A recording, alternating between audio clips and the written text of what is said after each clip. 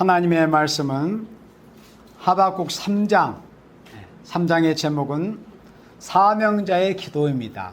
자, 그런데 먼저 하박국 3장 말씀을 보시기 전에 여러분들의 말씀을 이제 들으시면 됩니다. 마태복음 6장에서 예수님께서 제자들에게 이렇게 기도를 가르치셨어요. 우리 그리스도인들은 매일같이 하는 기도잖아요. 하늘에 계신 우리 아버지요. 그 기도를 누가 가르치셨어요? 예수님께서, 우리의 구주 되신 예수님께서. 그러니까 우리의 주인 되신 예수님이 가르쳐주신 기도이기 때문에 우리 기독교인들이 예수님의 그 기도를 가르치신 때로부터 2000년이 지난 지금까지 거의 하루도 빠짐없이 그리스도인들이 그 기도를 이어왔습니다. 성경에 기록이 되어 있기 때문에. 그리고 우리 역시도 하루에 그 기도를 한두 번 이상씩 평균 이상 합니다. 왜 그럴까요? 예수님이 가르쳐주신 기도이기 때문에 그래요. 그러면 우리는 지금까지 은혜 시대에 그런 기도를 해왔어요. 그리고 앞으로도 주님 오시는 그날까지 우리가 그 기도를 계속해야 됩니다. 왜? 예수님이 가르치신 기도이기 때문에. 아멘? 자, 그런데 그렇게 기도를 해온 우리 하나님의 사랑하시는 자녀들이 이 마지막 시대에 우리가 나름대로 개인의 형편, 가정의 형편, 섬기는 교회의 형편, 나라와 민족과 국가의 형편이 다 있어요. 있지만은 우리가 어떤 기도의 표준적인 기도가 있다는 것도 알아야 됩니다. 그러니까 마태복음 6장 9절 이후에는 그리스도인들이라고 누구나 반드시 해야 될 기도의 표준 모본을 예수님이 가르쳐 주셨어요. 그렇다면은 하박국 3장의 제목이 뭐라고 했어요? 사명자의 기도. 자, 그러면 우리가 하나님 앞에 제 자신도 어디 가서 제가 하나님 앞에 말세의 사명자입니다, 이렇게 떳떳하게 말할 입장도 안 되고 그런 자격도 아직 안 됐습니다.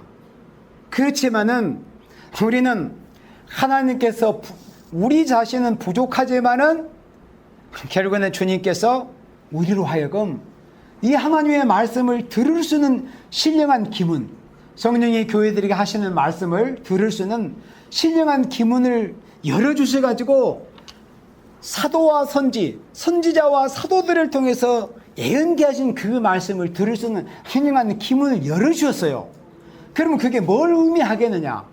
우리에게 하나님께서 사명을 주셨다는 것을 의미하는 거예요. 그렇다고 해서 내가 어디 가서 내가 사명자다, 내가 최고야, 이렇게 하라는 게 아닙니다. 여전히 우리는 부족한 가운데 있어요. 여전히 우리가 아직도 이런 부족한 상태가 몇 날이 갈지는 아무도 몰라요.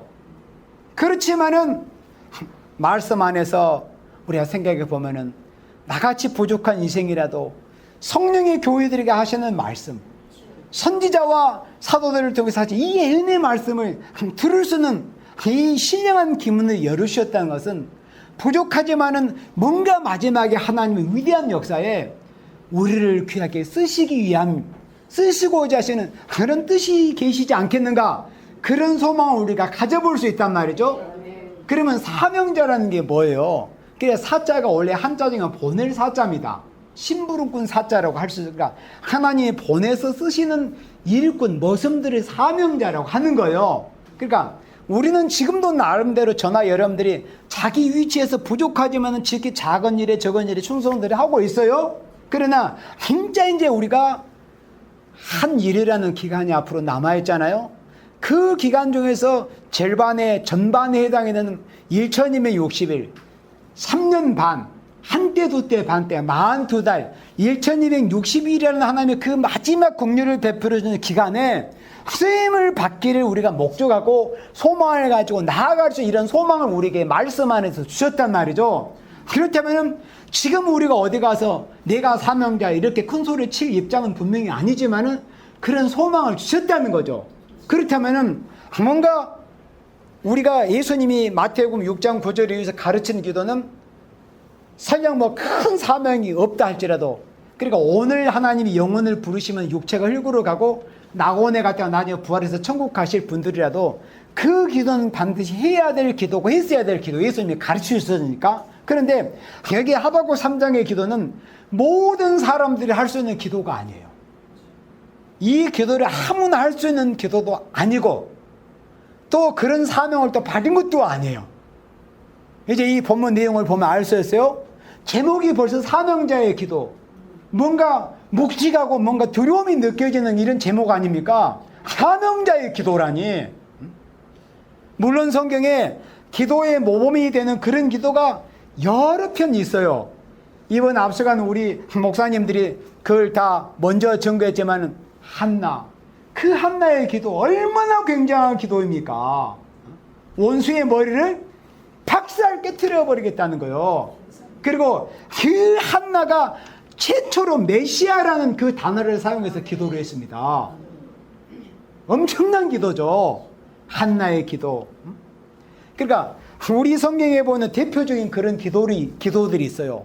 그와 똑같이 이 하박국 선지자가 지금부터 대략 700년 전, 2700여 년 전에 지금 우리와 비슷한 상황 가운데서 자기 이스라엘 민족, 남쪽 유다 민족이 꼭 이 나라 대한민국 현실처럼 풍전등화 같은 현실이 있었어요.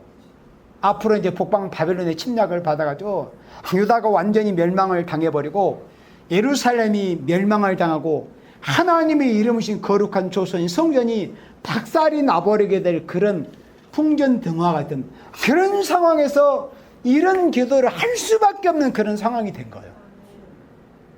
그때 올렸던 기도가 하박국 3장의 기도입니다. 그렇다면 이 기도가 2700년 전에 하박국 선지자가 북방 바벨론의 침략을 앞두고 했던 그런 기도로서 끝나버린다면 성경이 맞지를 않아요. 왜? 요한계시록 10장 11절에 요한계시록 10장 11절에 이 작은 책의 말씀을 꿀같이 놓고 배에서 쓰게 된 쓴 십자가의 실현이 와요. 그러니까 배에서 쓰게 된다는 건 다른 뜻이 아니요, 내부적으로 십자가가 있다는 거예요. 그런 이 고난, 십자가의 쓴 잔을 통과한 종들이 계시록 10장 10절에서 백성과 나라와 방과 임금에게 어떻게 해요? 다시 예언. 그러면 그 예언이, 다시 예언이라는 것은 뭔가 그 전에 작은 책을 꿀같이 먹은 종들이 마지막 때 예언하기 앞서서 어떤 예언이 있었다는 것을 전제하기 때문에 다시 예언한다는 표현이 있을 거 아니에요. 그러면 그 예언을 언제 누가 했어요? 하박국 선지자가 예언을 한 거예요. 이사야, 예레미야, 에스겔, 다니엘, 이런 분들이 예언한 그 예언을 인간적 말에 그대로 본문 그대로 이 말세의 사명자들이 앞으로 이제 여러분들이 그대로 하는 거예요. 그렇다면 선지자들이 예언한 그 예언을 그대로 다시 예언할 사명을 할 생명들이라면은 선지자들이 먼저 했던 그 기도를 어떻게 해야 돼요? 그대로 하는 종들이 돼야만이 선지자들이 먼저 모범적으로 유다의 멸망을 앞에 두고 이스라엘의 멸망을 앞에 두고 했던 그 기도를 우리도 오늘의 주님의 피로 값주고 사신 교회들이 망하게 생겼잖아요.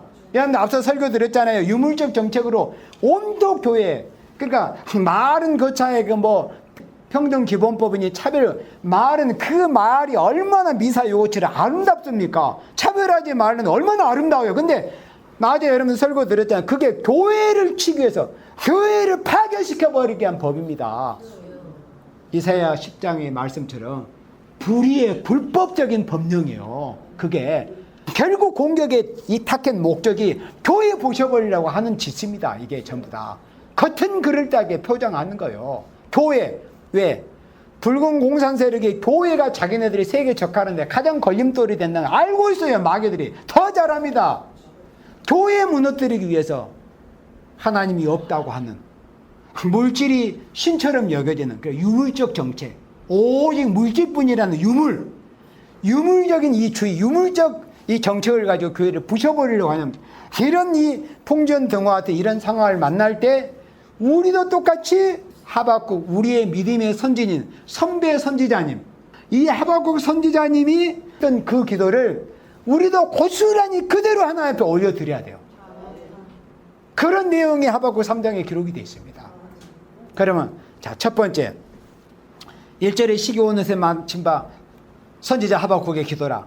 이 시기오롯이라는 것은 뭐냐면 쉽게 말해서 슬픔의 노래를 뜻하는 그런 음악 용어입니다. 그러니까 음악의 한 장르라고 보면 돼요. 슬픈 가락이라 이거요. 슬픈 마음으로 통회하는 슬픈 마음으로 하나님 앞에 뭐 우리나라 옛날에 창이나 육자백 했던 것처럼 우리가 슬픈 가락으로 하나님 앞에 통회하는 심령으로 이런 기도를 올린다 이런 의미예요. 시기 온옷에 맞췄다는 것은. 그리고 2절에서부터 본격적으로 기도가 시작이 됩니다. 사명자로서 첫 번째 기도. 자, 2절.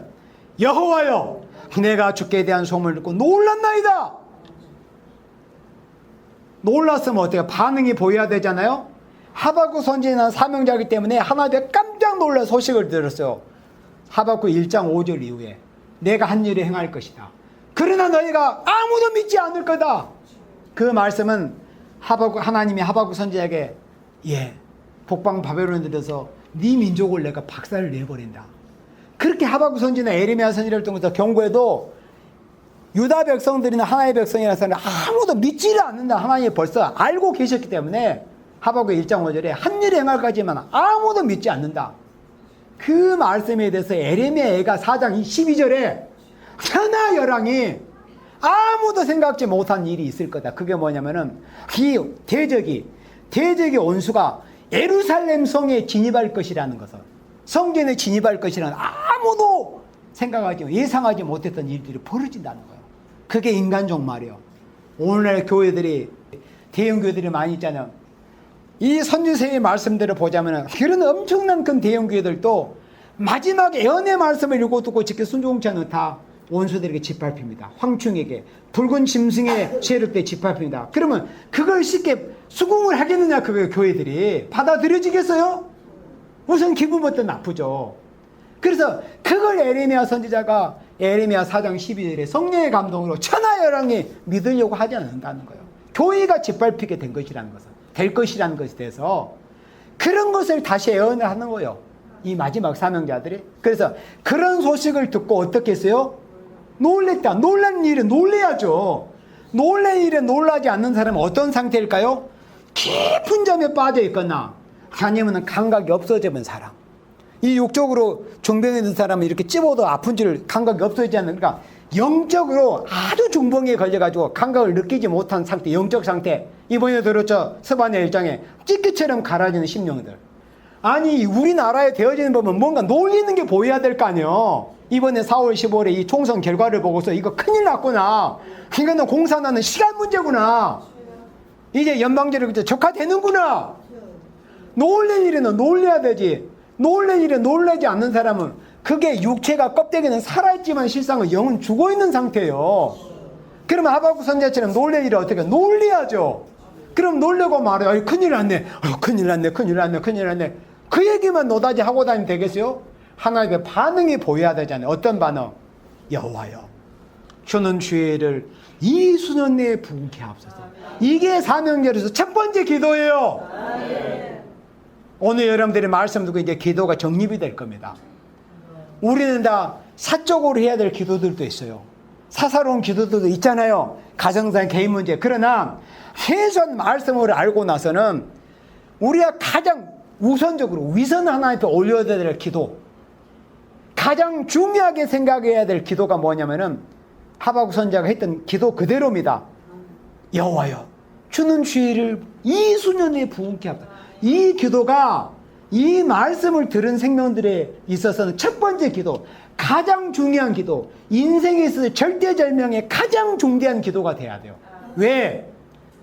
주일이 부흥케 안 된다면은 오늘날의 한국교회는 완전히 짐승한테 쑥대밭이 됩니다. 전 세계 예수님의 피로 값주고 산 교회들이 쑥대밭이 되고 마는 거. 에스겔 9장 전 성전한 시체들로 막 쌓여입니다. 오늘날 수십만 나가는 그런 교회. 어떻게 된다는 것을 가정돼. 주일이 부흥케 되지 않는다는 걸 가정할 때 그렇게 되는 거예요. 주일이 부흥케 되지 않는다는 걸 가정할 때. 그래서 여호와여, 내가 주께 대한 소문을 듣고 놀랐나이다. 그럼 놀란 일에는 놀래야 돼요. 놀랬다는 건 뭐예요? 각성을 받았다는 뜻이에요. 하나님께로부터 말씀. 우리는 뭐 누구처럼 직동계시에 받아서 이런 게 아니라 그럴 필요도 없고, 이제는 성경 말씀이 이미 다 내려와 있어요. 기도도 다른 기도 해서는 안 되고 기도까지 다 알려준 거예요. 기도까지. 첫 번째, 우리가 해야 될 기도가 많고 난제가 많아요. 경제적으로 어렵죠. 이번에 특히 우한 폐렴사에 얼마나 경제가 어두워 곤두박질 치고 있죠. 해야 될 기도들이 많지만은 가장 중요하게 먼저 해야 될 기도가 뭐냐면 우리 사명자들은 주님의 일이 부흥케 되기를, 하나님의 일이 부흥케 되기를 우리가 기도해야 돼요. 왜? 이런 일이 주의 일이 부흥케 되지 않는다는 걸 가정하면은 돈이 있어 뭐해? 앞으로 빨갱이단에 다 탈취 당할 건데, 교회가 다 짓밟힐 건데, 주의 일이 부흥케 되지 못하고 주의 일이 부흥케 돼서 계시록 12장처럼 해를 입은 여자던 교회가 세워지고 그 교회를 통해서 철장 권세받은 남녀종들이 나오는 일이 없다면은 돈이 많이 있고 세상의 부귀의 영화를 누리면 무슨 소용이 있어요? 다 원수들한테 빼앗기고 탈취하고 짓밟힐 건데, 그래서 주의 일을 부흥케 해달라고 우리가 간절히 사명감을 가지고 사명자로서 기도를 해야 될 첫 번째 기도의 항목이 주의 일을 부흥케 해 주시옵소서. 여호와여, 주는 주의 일을 이 수준에 막 재촉하는 거예요. 하나님이 주신다고 한 것도 우리 막 재촉해야 돼. 그래서 사명자의 첫 번째 기도 제목 뭐냐? 우리가 기도할 것도 많다고 그랬어요. 여러분들 앞으로 꼭 이 사명자로서 기도를 반드시 하시고 나서 이제는 사사로운 기도, 또 개인적인 기도를 하세요. 네. 성경 말씀대로 기도를 하시고, 주의 일이 부흥케 되지 못하면 멸망의 원수는 짓밟혀요. 다 빼앗깁니다. 주의 일이 부흥케 돼서 해를 입은 초대교회 같은 그런 거룩한 교회가 세워지고, 그런 교회들을 통해서 권세받은 남녀종들이 나와야 돼요. 그래야 교회가 사는 거예요. 그래서 주의 일을 부흥케 해달라고 기도를 해야 됩니다. 그리고 이 수년 내에 나타내시옵소서. 이 수년 내에 나타내시옵소서. 이런 표현은 간절함을 담고 하나님께 기도하는 거. 이 수년 내에 나타내시옵소서. 부들부들. 지금 여기 후반부에 보면은 하박국 선지자의 모습이 나와요. 북방으로 또 환란이 온다는 소식을 듣고, 또 주님의 재림하신다는 소식을 듣고 자기의 오금이 막 떨리고 창자가 막 흔들리고 단장에 막 고통이 느껴지는 거예요. 환란 날을 자신이 기다린다고 그래. 기다려. 우리도 지금 북방 환란을 기다리고 있습니다. 여러분들, 북방 환란이 앞으로 올까요, 안 올까요? 옵니다. 북방 환란이 오지 않게 해주시옵소서. 그러면 기도 응답이 돼요, 안 돼요? 왜? 하나님이 북방 환란은 정해놨기 때문에 그런 기도는 해도 소용이 없어요. 다만 북방 환란이 어차피 하나님의 작전 가운데 올 수밖에 없다면은 우리는 그런 환란이 올 때도 남을 수 있는 사람 되게 해달라고. 오히려 내 하나만 남는 게 아니라 오히려 환란이 올 때 다른 생명을, 택한 백성을 살릴 수 있는 사명을 하게 해달라고. 이렇게 우리가 준비하고 기도를 해야죠. 네. 그래서 이 수년 내에 나타내 이런 간절함을 담아서 기도를 하세요. 여호와여, 주의 일을 부흥케 하옵소서. 이 수년 내에 나타내시옵소서. 재림 주님을 갈망하는 마음을 담아서 이렇게 기도하는 거예요. 그 다음에 사명자로서 두 번째 기도. 그 다음 뭡니까? 진노 중에라도 긍휼이 있지 마옵소서. 또 이번에 우리 목사님들을 통해서 말씀 다 들었잖아요. 우리 인생은 아무리 내가 정말 내 몸을 불사를 정도로 하나님께 충성한 짓을 다해도 심판으로 오시는 재림 주님 앞에는 설 수 없어요. 다니엘 같은 분도 그 앞에서 썩은 자가 됐었고, 사도 요한도 그 앞에서 죽은 자 같이 됐었고, 이사야 같은 대선지자도 자기 입술에 부정한 때 나는 화로다 나의 망하였다. 자기는 죽은 자 같이 된 줄 알았어요. 그리고 율법에는 전혀 흠이 없다고 하나님 앞에서 성경에 떳떳이 밝혔던 사울 역시, 사울은 자신을 일컬어서 뭐라고 하나님 앞에 증거했습니까? 율법에 있는 자신이 원래 흠이 없다고 했어요. 그건 진실입니다. 그 율법이 흠이 없는 자라도 다메섹 도상에서 예수님의 그 빛을 받아 어떻게 됐어요? 그 자리에서 그냥 꼬그라져 버렸어요. 죽은 자처럼 눈이 멀어가지고. 그러니까는 우리 인생이란 건 그런 거예요. 아무리 인생이 잘나고 뭐 하늘을 나는 무슨 재주가 있는 것 같다 해도 재림하시는 예수님 앞에는 우리 의로 설 수 없습니다. 그렇다면은 사명자로서 왜 두 번째 기도의 제목이 진노 중에라도 긍휼이 있지 마옵소서, 죄의 긍휼을 일깨서 기도해야 되느냐? 바로 그 문제예요. 다니엘 자신은 사자굴에까지 들어갔었어요. 그런 분이라도 심판으로 오시는 재림 주님 앞에는 설 수 없어요. 사도 요한 몇 년 사역했어요? 몇 년?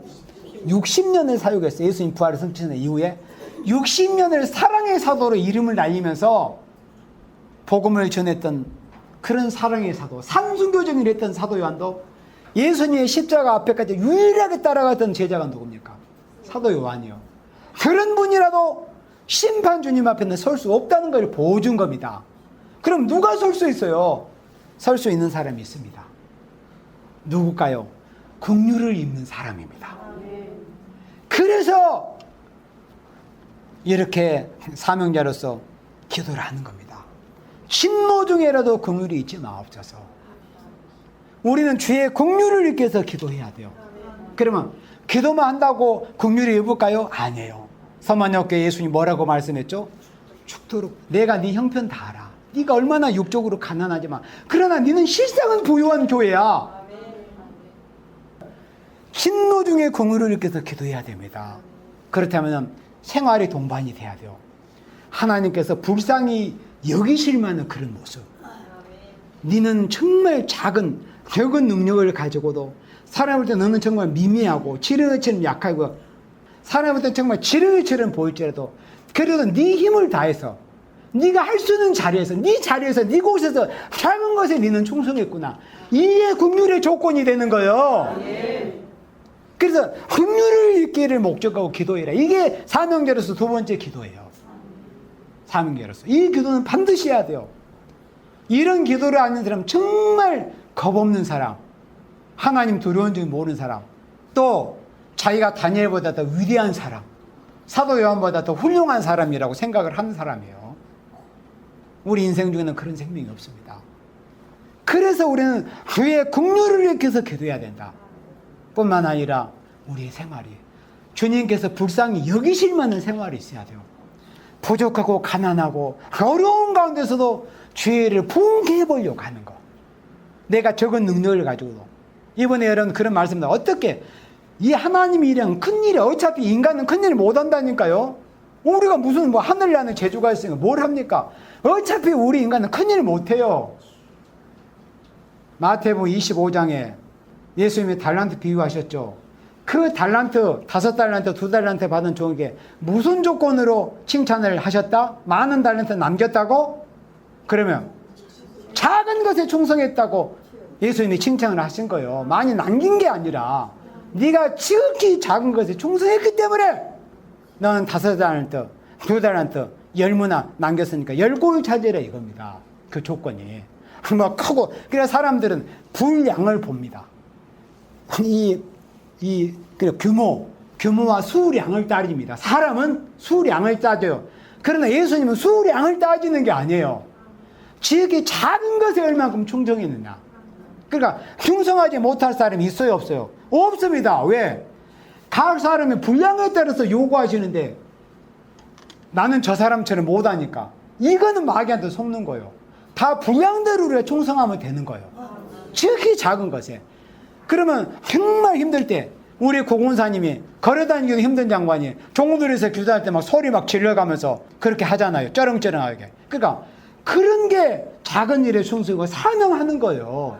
큰 걸 보시잖아요. 어차피 우리는 큰 일을 못하니까.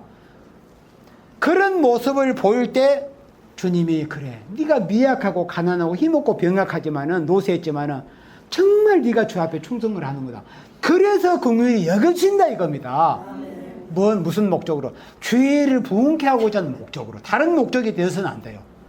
죄를 부흥케 하기 위한 목적으로 충성하고 충성할 때 그 모습을 보시고 긍휼히 여기신다 이런 뜻입니다. 왜 우리가 주의 긍휼을 입어야 되는가? 그 이유도 여러분들 알아야 되잖아요. 왜 우리가 주님의 긍휼을 입기 위해서 우리가 기도합니까? 그 내용이 여기 3절로부터 12절까지 나와 있어요. 그러니까 오늘은 시간이 너무 많이 갈 것 같아서 제가 짧게 정리할게요. 간단하게 정리해서 3절로부터 12절까지는 예수님의 재림, 심판 주님의 모습에 대해서 3절로 12절은 말씀을 했어요. 3절로 12절에 그래서 이렇게 두렵고 무서운 심판 주님으로 오시는 거 3절로 보세요. 하나님이 대만에서 오시며 거룩한 자가 파란 산에서 오신도다. 그 영광이 하늘을 덮었고 그 찬송이 세계에 가득하도다. 그 광명이 햇빛 가고 광선이 그 손선하니 그 권능이 그 소에서 감췄다. 온역이 그 앞에서 행하며 불덩이가 그 발밑에서 나온도다. 그가 서시니 땅이 hin동하며 그가 보시니 열국이 천류라며 영원한 산이 무너지며 무궁한 작은 산이 엎드러 지나니 그 행하심 예로부터 그러하시도다. 그렇게 쭉 예수님의 심판의 모습을 보여준 거예요. 요한계시록 1장 12절부터 16절까지 재림주님의 무서운 모습이 보이잖아요. 만왕의 왕의 모습이. 그와 같이 여기서는 심판주로서의 모습이 보여진 겁니다. 이렇게 무서운 주님으로 오실 것이기 때문에 우리는 심판주님으로 오시는 주님 앞에서 긍휼을 입은 조건을 마련해야 돼요. 긍휼을 입을 조건을 방금 들었죠? 큰 것을 요구한 게 아니다.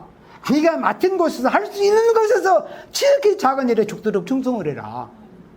어떤 목적을 가지고? 오직 주님의 일을 부응케 할 목적을 가지고. 그러면 긍휼을 입어요. 우리가 다니엘처럼 거룩한 성인이 못 되고 요한처럼 그렇게 훌륭한 사역을 못 했다 할지라도 주님이 보실 때 긍휼이 여길 만한 요소가 있으면 되는 거예요. 이런 무서운 심판 주님 앞에 우리가 서기 위해서는 그러려면은 작은 것에 죽도록 게으르지 않고 열심으로 충성해라. 작은 것에 충성하고 게으르지 말고 열심으로 죽도록 충성을 하는 거예요. 그러면 주님께서 불쌍히 보실 거 아니요.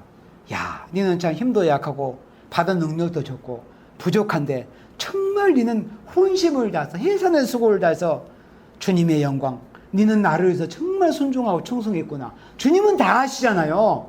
그래서 긍휼히 여겨주시는 거예요. 이렇게 무서운 심판 주님으로 오실 때 남을 자가 되기 위해서 우리는 긍휼을 얻기 위해서 우리가 깨어있고 기도해야 된다.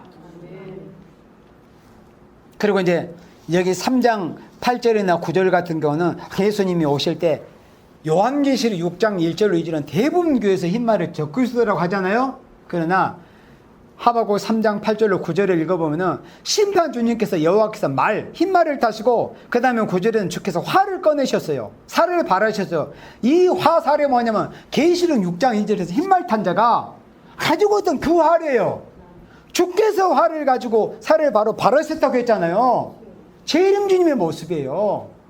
활을 가졌기 때문에 적그리스도가 얼마나 무지한 말입니까? 심판의 모습이에요. 활은 원수를 없애버리는 심판권을 가졌다 이런 뜻입니다. 활을 가졌다는 것은 흰말이 심판권을 가졌다 이런 뜻입니다. 알겠어요? 네. 그 다음에 사명자로서 해야 될 기도의 세 번째 13절로 빨리 갑니다. 13절에 주께서 주의 백성을 구원하시려고 기름받은 자를 구원하시려고. 자, 주께서 주의 백성, 그런데 기름받은 자를 구원하시려고 나오신다. 기름받은 자를 구원하시려고 나오신다고 그랬죠? 그런데 다윗의 시에 보면은 시편 20편 6절에 자 들어보세요. 시편 20편 6절에 다윗이 깨달은 게 있어요. 여호와께서 자기에게 속한 바 기름 부음 받은 자를 구원하시는 줄을 이제 내가 아노니. 그러니까 다윗은 그걸 깨달았어요. 하나님은 누구를 구원하시냐? 하나님의 기름 부으신 생명, 하나님의 기름 부으신 생명을 하나님을 구원하신다는 걸 깨달았다고 시편 20편 6절에 이렇게 찬양하면서 기도하고 있어요. 기록하고 있어요. 그와 똑같이 예수님 재림하실 때는 마태복음 25장의 비유가 아주 어떤 핵심적인 비유입니다. 그건 비유입니다. 비유라고 했어요. 기름 같은 기름이 뭐요? 성령의 역사입니다. 그런데 일반적인 은혜 시대 오순절 때 내렸던 성령의 은사 역사가 아니고 요엘 2장 29절에 마지막 때 늦은 비로소 남종 여종들에게 부으신 마지막 성령의 역사, 성령의 기름 부음의 역사를 여기서 말씀할 때 주께서 기름 받는 자를 구원하시러 오신다고 그랬어요. 그러면 우리가 사명자로서 해야 될 세 번째 기도의 제목이 기름 부음을 받기 위한 목적을 두고 기도해야 돼요. 기름 부음을 받기 위해서 성령 충만, 그러니까 일곱 능의 완전 역사, 늦은 비의 성령, 남종과 여종들에게 다시 애어날 때 필요한 사도행전 2장 18절에 남종 여종들에게 다시 애어날 수 있는 신을 부으신다고 그랬어요. 요엘 2장 29절 말씀 인용해서. 그러니까 기름 부음을 받기 위해서 우리가 그 목적을 두고 기도해야 된다. 기도하고 호소하는 것은 목적이 다른 게 아닙니다. 우리가 성령의 기름 부음을 받기 위해서 남종 여종들에게 부어주시는 성령의 마지막 역사, 늦은 비의 성령의 기름 부음을 받기 위해서 우리가 기도하고 부르짖는 겁니다. 그래서 우리가 사명자로서 해야 될 기도의 세 번째 제목은 기름 부음, 기름 준비를 위해서.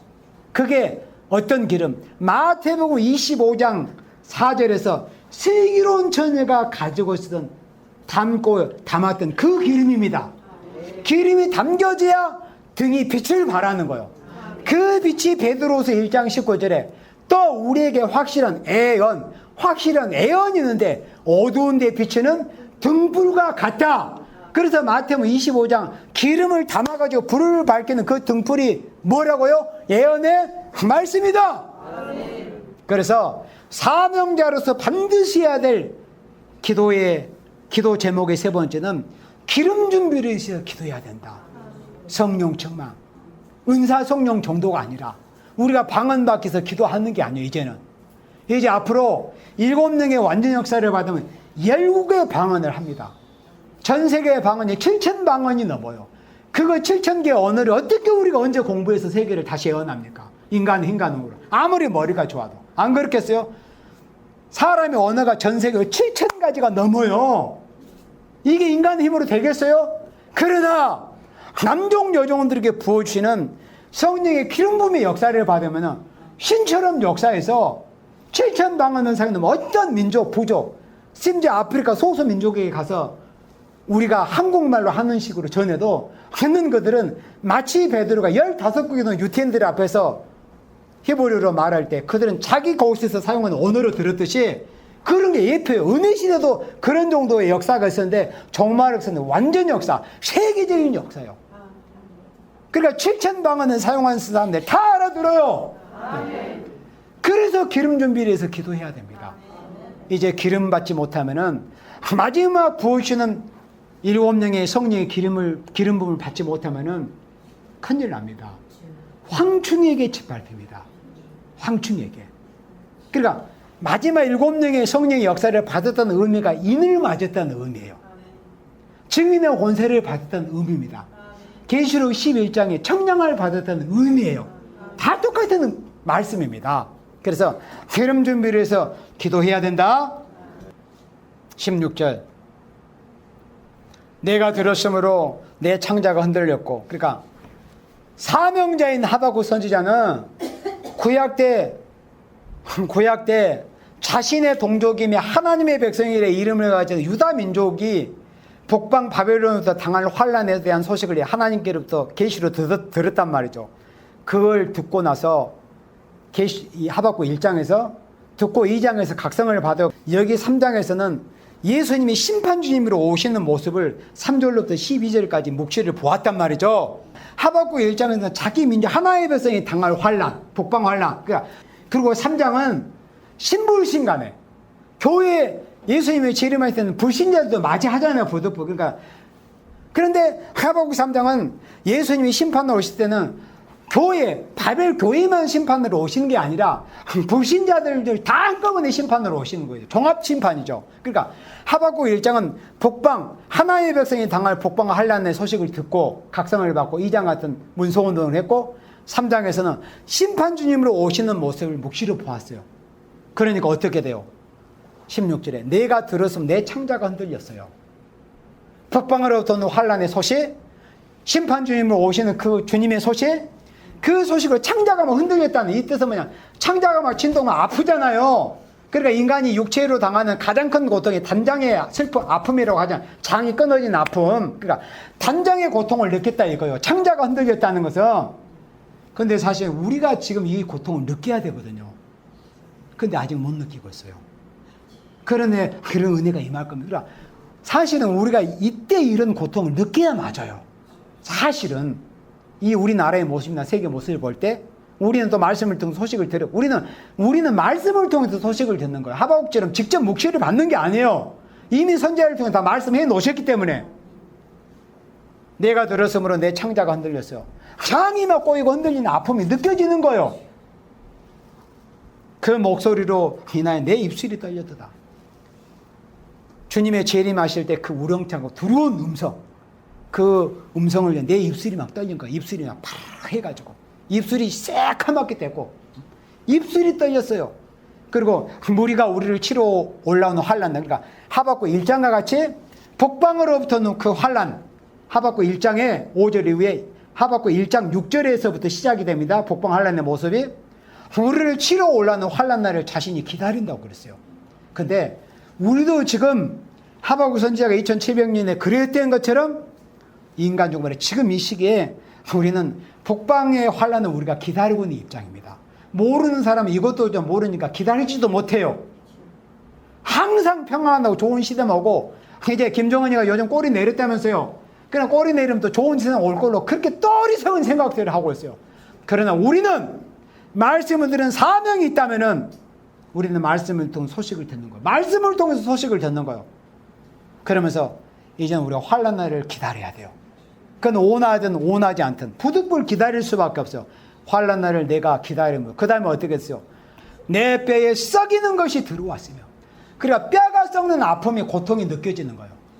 북방 환란에 대한 소식을 듣고 나면 북방 붉은 세력, 빨갱이 세력이 지금까지는 평화하다 막 이런다고 다 말짱 거짓말이에요. 이 성경을 보세요. 결국에는 저놈들을 통해서 북방 환란이 옵니다. 하박국 선지자가 그걸 들었을 때 고통이 느껴져. 창자가 꼬이는 아픔, 입술이 막 떨려. 입술이 막 어떻게 안절부절 못하고, 그 다음에 환란 날 내가 기다리면 내 뼈에 썩이는 거, 뼈가 썩는 막 고통이 느껴지는 거예요. 이런 소식을, 북방 환란이 오는 이 소식을 듣고 이런 반응이 보여지는 게 누구다? 사명자라는 겁니다. 예.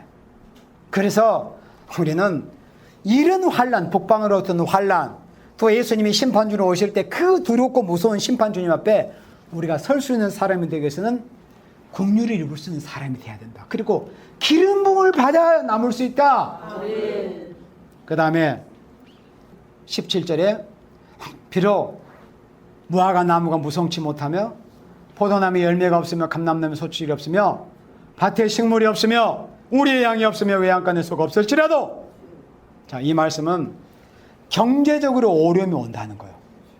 경제 난제, 경제적으로 힘든 상황이 온다는 겁니다. 우리의 양도 없고 외양간에 소가 없고 감람나무에 소출도 없고, 그러니까 이건 현실입니다. 이사야 41장 17절에 혀가 말을 딱한 사정이 동방 땅끝에서 온다고 되어 있어요. 혀가 말을 딱한 사정. 그러니까 그만큼 인간의 힘으로는 이겨내기 어려운 환란이 와요. 그게 경제 환란입니다. 그런 환란인데 어떻게 해요?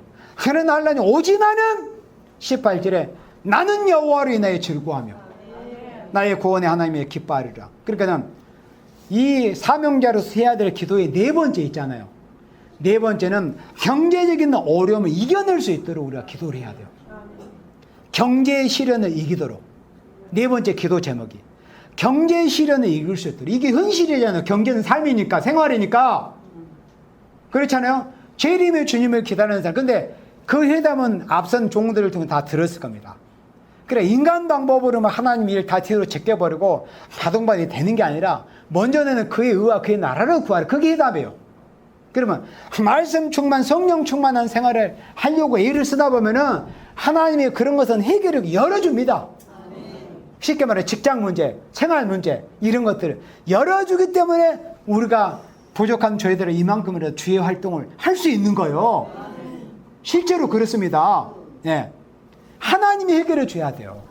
마지막은 하나님이 오게 하시는 경제 난제 있잖아요. 이거는 인간이 바둥바둥 한다고 해서 해결할 수 없습니다. 계시록 6장 6절에 감람류와 포도는 해치 말라. 그러니까 감람류는 뭐라고 했어요? 성령의 역사, 성령의 기름 부음의 역사, 7명의 마지막 보시는 역사를 받고, 포도주는 귀로 듣는 포도주, 영혼으로 마시는 포도주, 진리의 말씀을 가리켜서 포도주, 영혼의 포도주, 말씀의 포도주. 그러니까 성령 충만, 말씀 충만한 생명이 되어야 경제적인 어려움을 이길 수 있다. 아멘. 이런 말씀. 그러면 경제 시련을 이기기 위해서 어떻게 해야 돼요? 성령 충만 받기를 힘쓰고 말씀 충만하기를 힘을 써야 된단 말이에요. 아멘. 그게 경제 시련을 이기는 방법이에요. 아멘. 19절에 이제 마지막 5번째입니다. 주 여호와는 나의 힘이시라. 나의 발을 사슴 같게 하사 나로 나의 높은 곳에 다니가시라. 이 노래는 영광으로 내 수금에 맞춘 것이라. 자, 사명들에서 마지막 기도, 이게 현실이에요. 5번째는 피곤이 없도록. 피곤. 피곤하죠. 현실에 그러니까 기도라는 것은 어떤 추상적인 게 아니에요. 기독교는 세상 이방주는 뭐 추상주도 이루지도 못하고 허상을 말하고 헛된 것을 좇고 있지만은 기독교는 현실이고 삶이에요. 예, 실제로. 그러면 우리가 피곤합니까 안 합니까? 육체를 가졌기 때문에 피곤해요. 그러면 피곤하면 걔는 아무리 홍한 소년이라도 젊은이라도 이사야 40장이면은 소년이라도 젊은이라도 넘어지고 자빠지지만은 여호와를 앙망하는 자는 셈을 받으리니 독수리의 날개 올라간 것 같을 것이요 그랬잖아요. 그러니까 사명자로서 해야 될 마지막 기도는 피곤이 없이 되게 해요. 그러니까 셈 받기를 기도해야 돼요. 자, 그러면 여기 19절에서 주 여호와는 나의 힘이시라. 예언적인 그리스도의 왕국인 다윗의 왕국 알죠? 예언적인 그리스도의 왕국의 그러니까 그리스도의 왕국의 예언적인 왕국이 어떤 왕국이에요? 사람이 이름으로 하자면은 다윗의 왕국. 그러면 다윗의 왕국을 이루었던 사람이 이루어지는데 쓰임을 받았던 왕이 누구죠? 다윗의 왕국이니까 그럼 다윗이 시편 18편 제목이 어떻게 되어 있냐면은 하나님께서 다윗을 그 일생에 있어서 다윗의 모든 대적을 하나님이 깨끗이 다 진멸시킨 후에 다윗이 성령의 감동을 받아서 시편 18편의 성령의 감동을 노래하고 찬양했던 게 시편 18편입니다. 제목을 여러분들이 나중에 읽어보세요.